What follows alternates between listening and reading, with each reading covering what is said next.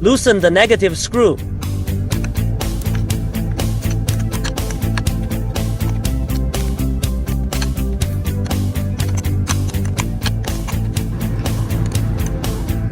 Then take off this connector.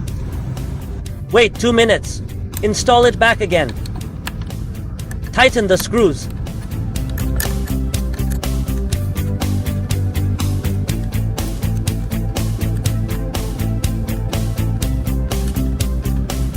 Okay.